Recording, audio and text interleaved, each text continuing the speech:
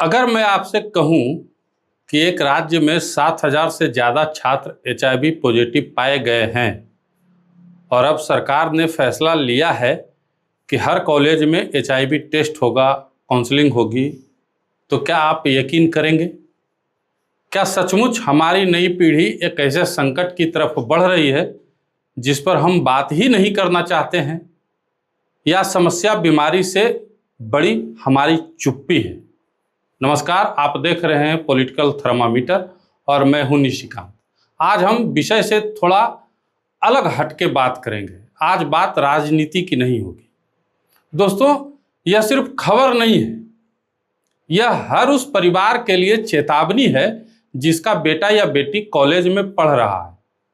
कर्नाटक में 7,000 से अधिक छात्र हाल के समय में एचआईवी पॉजिटिव पाए गए, जिसके बाद कर्नाटक सरकार ने एक बड़ा फैसला लिया है।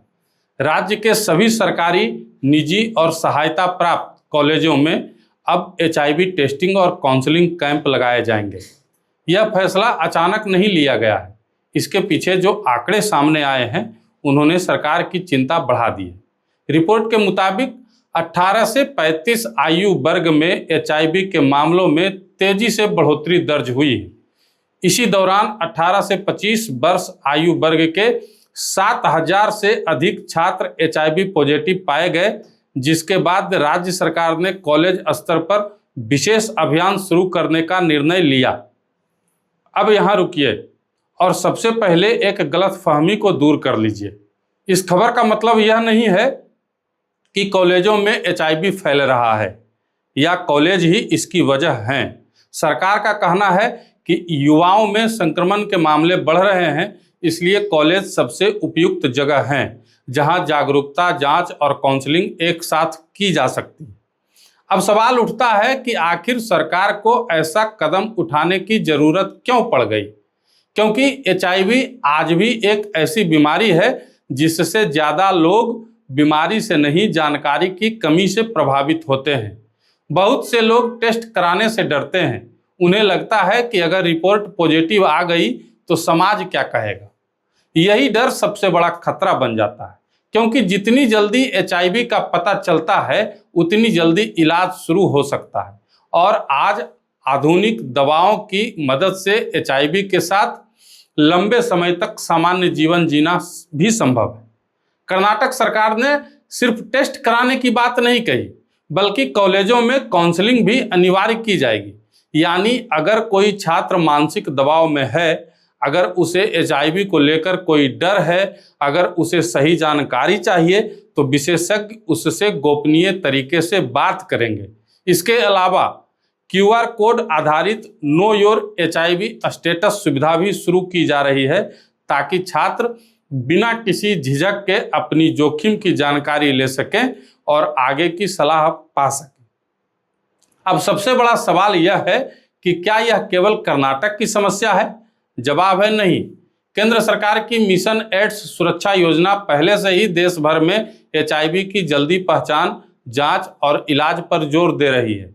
कर्नाटक उन राज्यों में शामिल है जहां एचआईवी नियंत्रण के लिए विशेष अभियान चलाया जा रहा है। लेकिन इस पूरी खबर का सबसे दुखद पहलू क्या है? हमारे देश में बच्चे मोबाइल पर सब कुछ सीख लेते हैं, लेकिन घर में, स्कूल में, कॉलेज में यौन स्वास्थ्य पर खुलकर बात नहीं होती। सेक्स एजुकेशन को आज भी कई लोग गलत समझते हैं। नतीजा, युवा जानकारी इंटरनेट से लेते हैं और इंटरनेट पर सही जानकारी से ज़्यादा गलत जानकारी मिल जाती है। याद रखिए, एचआईवी केवल असुरक्षित यौन संबंधों से नहीं, बल्कि संक्रमित सुई, संक्रमित रक्त और कुछ अन्य चिकित्सा कारणों से भी फैल सकता है। इसलिए किसी भी एचआईवी पॉजिटिव व्यक्ति के बारे में बिना जानकारी के निष्कर्ष निकालना गलत है। यही कारण है कि डॉक्टर और स्वास्थ्य विभाग दोनों जागरूकता पर सबसे ज़्यादा जोर देते हैं। अब एक सवाल, क्या एचआईवी टेस्ट अनिवार्य करना सही फैसला है? कुछ लोग कहेंगे यह जरूरी है क्योंकि इससे जल्दी पहचान होगी। कुछ लोग कहेंगे गोपनीयता और सहमति का पूरा सम्मान होना चाहिए।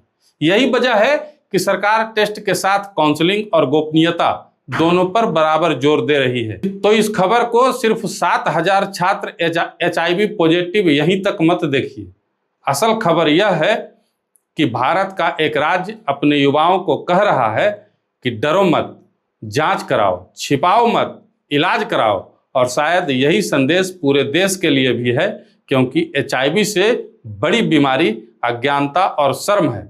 जिस दिन हम सेक्स एजुकेशन, जागरूकता और समय पर जांच को सामान्य बात मान लेंगे, उस दिन शायद ऐसे आंकड़े भी कम होने लगेंगे। आप क्या सोचते हैं इस बारे में? अपनी राय कमेंट बॉक्स में जरूर दीजिएगा।